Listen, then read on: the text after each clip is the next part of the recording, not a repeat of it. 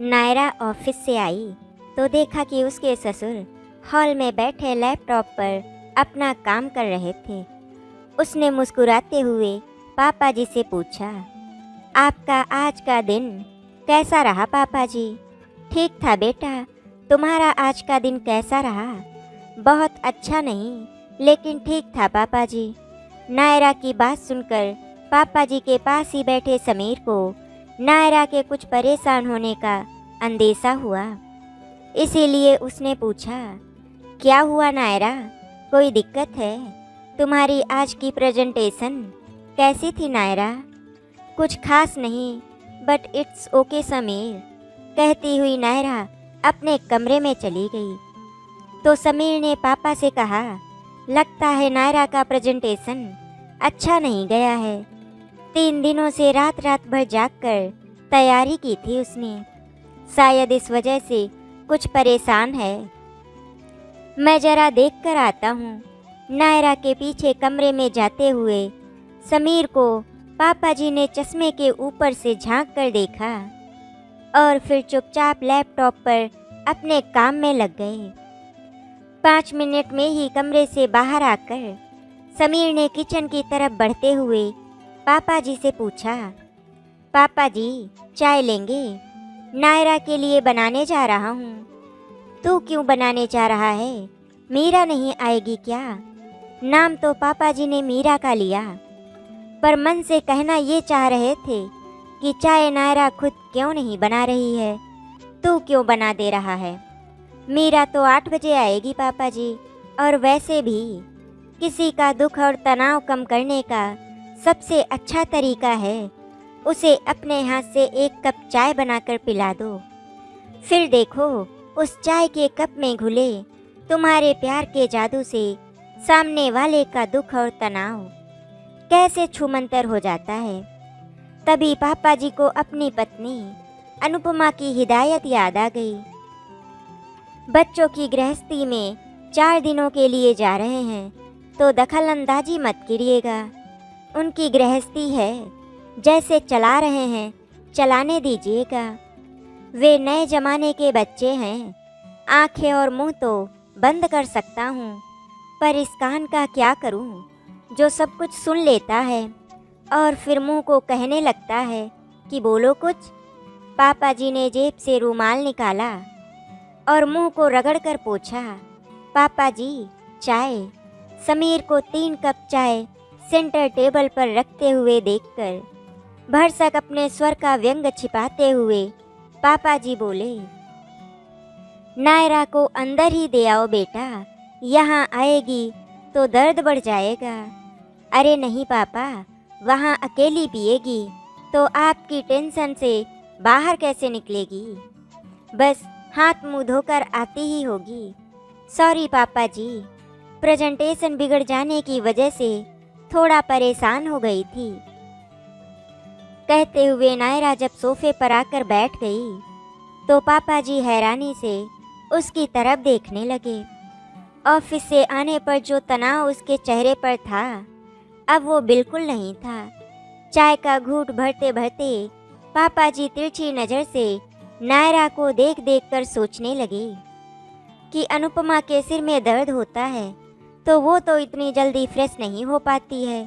घंटों सिर में दुपट्टा बांधकर मुंह लटकाए घूमती रहती है और बर्तन पटक पटक कर ऐसे काम करती है मानो सिर का दर्द उन बर्तनों की आवाज़ से ही ठीक होना बताया था डॉक्टर ने। नायरा जॉब में ऊपर नीचे होता रहता है, परेशान होने की ज़रूरत नहीं है। इस बार प्रेजेंटेशन क्लाइंट को पसंद नहीं आया तो कोई बात नहीं, भूल जाओ अब उसे। उसमें हुई कमियों को ही अपनी हिम्मत बनाओ और आगे की तैयारी शुरू कर दो। नायरा को समझाते हुए समीर ने कहा, तुम ठीक कह रहे हो समीर, तुम्हारे शब्द हमेशा मेरे अंदर एक नया उत्साह भर देते हैं। मैं भी यही सोच रही थी, कहकर नायरा चाय का कप उठाकर किचन की तरफ चली गई। पापा जी फिर से लैपटॉप पर अपने काम में लग गए, पर नायरा और समीर के बीच हुआ संक्षिप्त संवाद उनके दिमाग में गूंजने लगा। अनुपमा के मुंह से तो आज तक मैंने अपने लिए तारीफ का ऐसा एक शब्द भी नहीं सुना। कितना अच्छा लगा होगा समीर को ये सुनकर कि तुम्हारे शब्द हमेशा मेरे अंदर एक नया उत्साह भर देते हैं। तुमने अनुपमा को इंस्पायर करने वाली कोई बात भी की है कभी? उसे किसी बात से परेशान देखकर इस तरह ट्रीट किया है तुमने? तुम्हारे मुंह से तो ये क्या, हर छोटी बड़ी समस्या को पहाड़ बनाकर मुंह सुझाकर बैठ जाती हो, जैसे जहर भरे शब्द ही सुने हैं उस बेचारी ने। पापा जी की अंतरात्मा ने उनके मन की बातचीत सुनकर अंदर से ही उन्हें लताड़ा। अंतरात्मा की बात भले ही सही रही हो, पर पापा जी को पसंद नहीं आई, इसीलिए काम से उनका मन ही उचट गया और लैपटॉप बंद करके वे कमरे में आकर थोड़ी देर आराम करने के मकसद से लेट गए। कल शाम को ही पापा जी बनारस से पूना अपने ऑफिस के काम से आए हैं। चूँकि बेटे बहू पूना में ही हैं, इसीलिए उन्होंने होटल के बजाय उनके साथ ही रहना उचित समझा। बेटे बहू के साथ रहने और मिलने मिलाने का मौका प्राइवेट जॉब होने के कारण ना वे निकाल पाते हैं और ना ही समीर और नायरा। उनको एक साथ इतनी छुट्टी मिल ही नहीं पाती कि वे बनारस आकर कुछ दिन सबके साथ रह पाएं। कल शाम जब से पापा जी आए हैं, तब से ही समीर और नायरा का रूटीन देख कसमसा रहे हैं। समीर के व्यवहार में पति वाली कोई ठसक ही नज़र नहीं आ रही है। नायरा खाना परोस रही है तो वो पानी का ग्लास भर रहा है। नायरा जूठे बर्तन हटा रही है तो महोदय कपड़ा लेकर डाइनिंग टेबल ही साफ करने लग गए। अपना बेटा है तो भला किस मुंह से कहें, नहीं तो ऐसे ही लड़कों को अम्मा और दादी अम्मा जोरू का गुलाम कहा करती थी। और आज के ज़माने में ऐसे ही लड़के फेसबुक पर स्टेटस डाला करते हैं, मेरी पत्नी मेरी ज़िंदगी है। पापा जी कमरे में आकर लेट गए, पर मन थोड़ा खिन्न सा था। पता नहीं क्यों बेटे बहू का शांत निश्चल भोला भाला सा ये दाम्पत्य जीवन कुछ उद्वेलित सा कर रहा था उन्हें। बहू नायरा की जगह पत्नी अनुपमा को और समीर की जगह खुद को रखकर देखने लग रहे थे बार बार। घर ऑफिस की दोहरी जिम्मेदारी निभाते हुए शादी के 5 साल के बाद भी नायरा और समीर को देखकर ऐसा लग रहा था जैसे साल भर पहले ही शादी हुई हो, जबकि 5 साल के वैवाहिक जीवन में उनके और अनुपमा के बीच कितनी नीरसता आ गई थी। कमर में पल्लू खोसे हर समय पसीने से तरबतर अनुपमा काम के बोझ से बाहर ही नहीं निकल पाती थी। समीर, तुम पनीर लाए हो? मैंने तुम्हें मैसेज किया था ना कि आज डिनर में शाही पनीर बनना है। अचानक नायरा की आवाज़ पापा जी को सुनाई थी। ओ माय गॉड, मैंने मैसेज पढ़ा तो था, लेकिन आते समय लेना याद ही नहीं रहा। I am so sorry Naira. अब क्या करोगी, क्या बनवाओगी?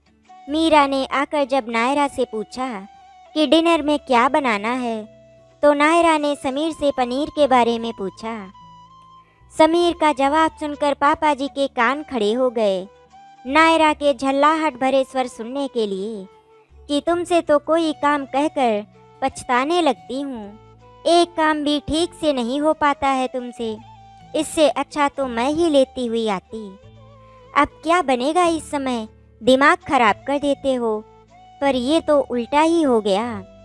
कोई बात नहीं समीर, मैं दूध फाड़ लेती हूँ, शाही पनीर ना सही पनीर भुर्जी तो बन ही जाएगा। साथ में दम आलू और रायता बनवा लेती हूँ, कहकर नायरा मीरा को बताने लगी। इन दोनों को एक दूसरे पर गुस्सा आता ही नहीं, या मेरे रहने से माहौल अच्छा बनाए रखने की कोशिश कर रहे हैं। इस समय नायरा की जगह अनुपमा होती तो अब तक तो किचन में 2-4 बर्तन पटके जा चुके होते। पापा जी सोचने लगे, अच्छा बच्चू, और समीर की जगह तुम होते तो क्या करते? इतनी सच्चाई के साथ अपनी गलती मान लेते और सॉरी भी बोल देते। तुम तो सीधा अनुपमा के ही मत्थे दोष मढ़ देते कि इतना काम रहता है ऑफिस में, उसी में तुम सामानों की लिस्ट भेजती रहती हो, खुद जाकर नहीं ला सकती थी। बदले में अनुपमा भड़कती तो क्या गलत करती। समीर और नायरा की महकती गृहस्थी देखकर आज पापा जी की अंतरात्मा भी उन्हें जैसे आईना दिखाने को ठान चुकी थी कि बच्चू, अगर तुम भी अपने पुरुष खोल में ना लिपटे रहे होते तो शायद तुम्हारी गृहस्थी भी ऐसी ही महकी महकी होती। डिनर काफ़ी स्वादिष्ट बना था। आलू दम तो लाजवाब था। पापा जी को बहुत ही पसंद आया। दूसरी बार जब उन्होंने डोंगे की तरफ हाथ बढ़ाया तो जी में आया कि तारीफ भी कर दें, पर फिर सोचा कि काम वाली के हाथ के बनाए खाने की क्या तारीफ करना। नायरा ने बनाया होता तो कोई बात ही होती। पापा जी, आलू दम पसंद आया ना? नायरा ने आज सब्जी खुद बनाई है, स्पेशली आपके लिए।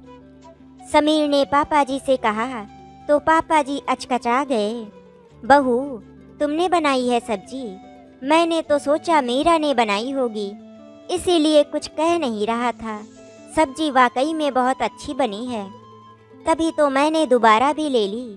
थैंक्स पापा जी, आपको पसंद आई ये सुनकर मुझे बहुत खुशी हो रही है। नायरा तो इतना ही कहकर चुप हो गई, पर समीर आगे भी बोलता रहा। आप जानते हो पापा जी, नायरा खाना बहुत अच्छा बनाने लगी है। आलू दम बिल्कुल मम्मी जैसा नहीं बनाया है इसने। पापा जी, आपको स्वाद एक जैसा नहीं लगा? मम्मी और मेरे दोनों के बनाए आलू दम का मैंने तो जो भी सीखा है मम्मी जी से ही पूछ पूछ कर सीखा है। पापा जी को तो कुछ समझ में नहीं आया कि क्या जवाब दे। अनुपमा का बनाया खाना 30 साल से खा तो रहे हैं, पर उसके हाथ के स्वाद की खासियत पर तो कभी गौर ही नहीं किया। उसके बनाए खाने को उसका कर्तव्य और अपना हक समझकर ही खाते चले आए हैं।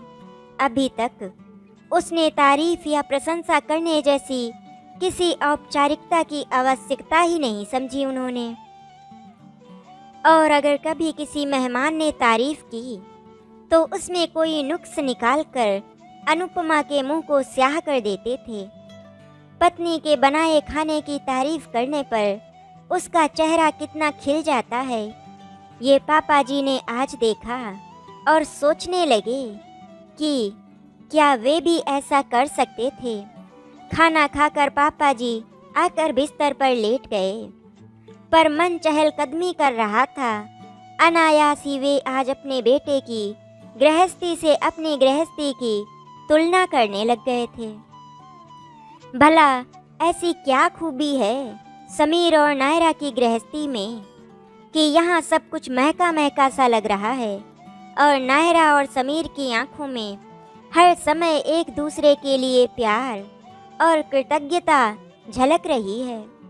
उनकी गृहस्थी में ऐसी क्या कमी थी कि उन्होंने अपने और अनुपमा के बीच ऐसी खुशबू कभी महसूस नहीं की।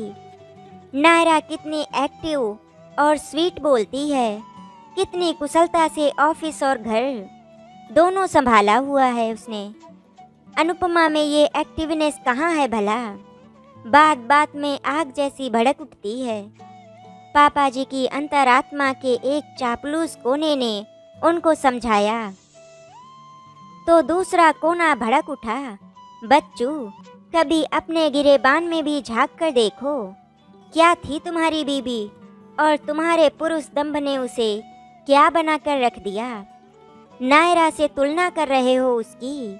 नायरा ने ऑफिस और 2 प्राणी का घर संभाला हुआ है और तुम्हारी अनुपमा ने तो 15 सालों तक पूरे 15 लोगों का कुनबा संभाला हुआ था।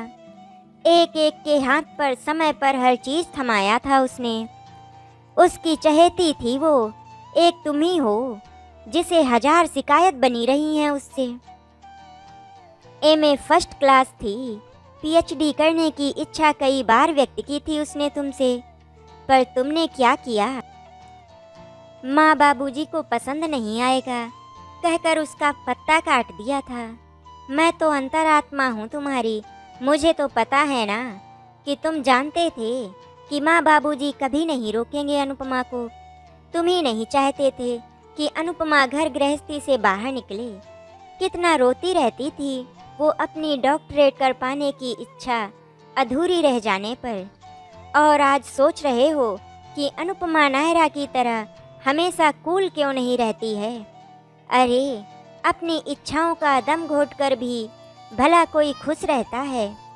अंतरात्मा की बातें फिर पापा जी को पसंद नहीं आई तो करवट बदलकर सो जाने का उपक्रम करना ही ठीक लगा उन्हें।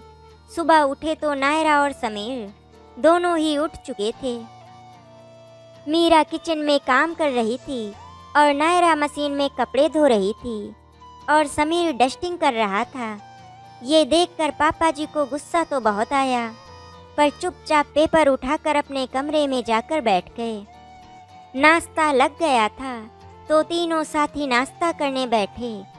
नायरा का ऑफिस दूर था, वो समीर से थोड़ा पहले निकलती थी। एक नज़र घड़ी पर टिकाए वो जल्दी जल्दी नाश्ता मुंह में ठूस रही थी। नायरा, ये बहुत गलत आदत है। काम जरूरी है पर हेल्थ की कीमत पर नहीं। हेल्थ ही ठीक नहीं रहेगी तो पैसे किस काम के रहेंगे हमारे। ठीक से बैठो, नाश्ता करो, इतनी भी देर नहीं हो रही है।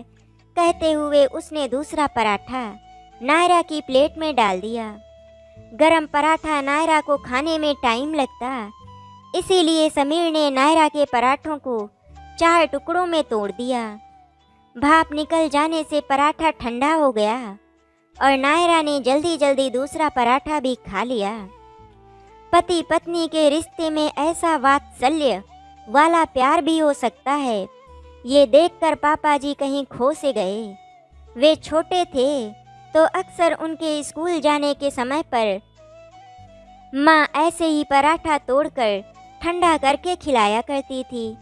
एक पति पत्नी के लिए भी ऐसा करके उसके प्रति अपना प्यार प्रदर्शित कर सकता है। ये बात उनके तो दिमाग में कभी आई तक नहीं। अनुपमा के लिए पराठा ठंडा करना तो दूर, खाना खाते समय उसने कभी नमक मांग लिया हो या खाना अटक जाने पर पानी देना पड़ा हो तो देते समय अपने हाव भाव से ऐसा जतला देते थे मानो पूछ रहे हों कि नौकर समझ रखा है क्या मुझे।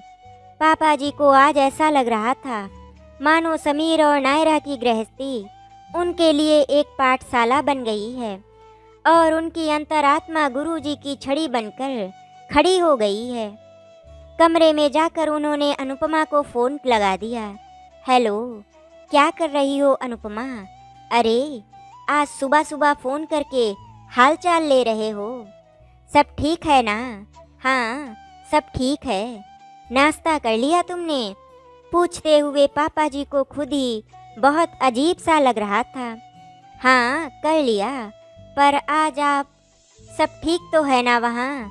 आपने किया कि नहीं नाश्ता? नायरा और समीर आपका ख्याल तो रखते हैं ना? ना रख रहे हों तो होटल में शिफ्ट हो जाइए, कोई ज़रूरत नहीं है वहाँ रहने की। शायद अनुपमा को ऐसा लगा कि वहाँ पापा जी को समय पर नाश्ता खाना नहीं मिल रहा है, इसीलिए उन्हें उसकी याद आ रही है।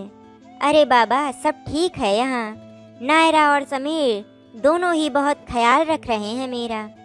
मैं तो बस यूं ही तुम्हारा हाल चाल ले रहा था।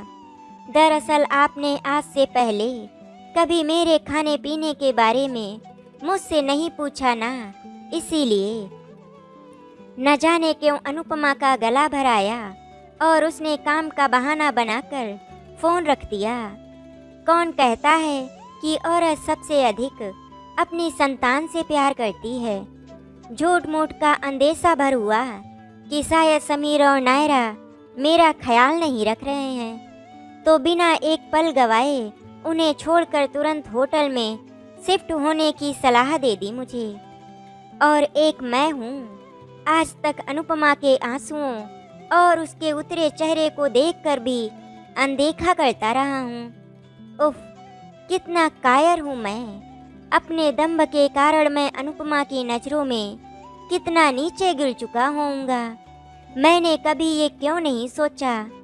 हेड ऑफिस टाइम से पहुंचना जरूरी था, इसीलिए विचारों को झटक कर पापा जी फटाफट तैयार होने लगे और समीर के साथ ही ऑफिस के लिए निकल गए। उनका हेड ऑफिस समीर के ऑफिस के रास्ते में ही पड़ता था। रास्ते में समीर ने कहा, पापा आज रात का डिनर करने हम दोनों बाहर चलेंगे। और नायरा, आज नायरा की एक सहेली की एंगेजमेंट है। नायरा आज वहाँ जाएगी। मीरा की हमने आज छुट्टी कर दी है, क्योंकि मैंने कल ही डिसाइड कर लिया था कि आज मैं आपको यहाँ के फेमस ग्रीन चिली हाउस में डिनर करा कर लाऊंगा। ठीक है समीर, पर नायरा के बिना अच्छा नहीं लगेगा। पापा जी को नायरा का जाना बुरा लगा कि 4 दिनों के लिए ही तो आया हूँ मैं, उसमें भी बहू उन्हें छोड़कर सहेलियों के यहाँ जा रही है। पर समीर का बेफिक्र चेहरा देखकर संभल गए। यस पापा, अच्छा तो नहीं लगेगा, पर अगर उसे जाने से मना करता तो वो दुखी होती। कितनी साफ गोई से बात करते हैं आजकल के बच्चे, और अपने जीवन साथी के प्रति कितने केयरिंग हैं। पापा जी को लग रहा था वे पूना ऑफिस के काम से नहीं, जीवन का नया पाठ पढ़ने आए हैं। उन लोगों के घर आने के थोड़ी ही देर बाद नायरा भी आ गई। आते ही उसने पापा जी को सॉरी बोला और कहा कि अगर बहुत ज़रूरी ना होता तो उन्हें अकेला छोड़कर हरगिज़ ना जाती। सहेली की एंगेजमेंट की बातें समीर से खुश होकर बताती नायरा, और उत्सुकता के साथ बातें सुनते समीर को देखकर पापा जी सोचने लगे, समीर की जरा सी समझदारी ने दोनों कितने खुश हैं, और बहू के चले जाने से मुझे ही क्या फ़र्क पड़ गया था। उल्टा समीर के साथ अकेले कुछ घंटे बिताने को मिले। उस दौरान पुराने लोगों और रिश्तेदारों की ना जाने कितनी बातें करके मन और खुश हो गया। आज समीर ने जो किया कुछ वर्ष पहले मैं भी तो कर सकता था, जब एक बार 4 दिनों के लिए मामा जी आए थे हमारे यहाँ रहने। पर सहेली की ननद की शादी में जाने की महीने भर की अनुपमा की सारी तैयारी को दरकिनार कर दिया था मैंने। कितनी जुगत लगाई थी उसने, कितने रास्ते सुझाए थे कि खाना बनाकर रख जाऊंगी डाइनिंग टेबल पर आपका और मामा जी का, बस निकाल कर खा लेना, बर्तन वगैरह कुछ मत हटाइएगा, 10 बजते बजते आ जाऊंगी मैं, आकर सब कर दूंगी। बहुत मन है मेरा मोहिनी की शादी में जाने का। आप भी देख रहे हैं ना, 1 महीने से मैं शादी में जाने की तैयारी कर रही हूँ। एकदम रुआसी हो गई थी अनुपमा, लेकिन मैंने मामा की दुहाई देकर उसे जाने नहीं दिया। कितनी हुक उठी होगी उस दिन अनुपमा के दिल में। रो रो कर किचन में मामा जी के लिए डिनर बनाती रही और मैं संवेदनहीन सा बैठा देखता रहा। एक बार भी उसे शादी में भेजने के बारे में सोचा तक नहीं। और मामा जी का रात में 8 बजे फ़ोन आ गया कि आज एक पुराना दोस्त मिल गया है, खाना उसके घर से ही खाकर आऊँगा, तुम लोग खाने पर इंतज़ार मत करना। उसके बाद अनुपमा जार जार रोई थी और बिना खाए पिए सो गई थी, पर मुझे कोई फ़र्क नहीं पड़ा था।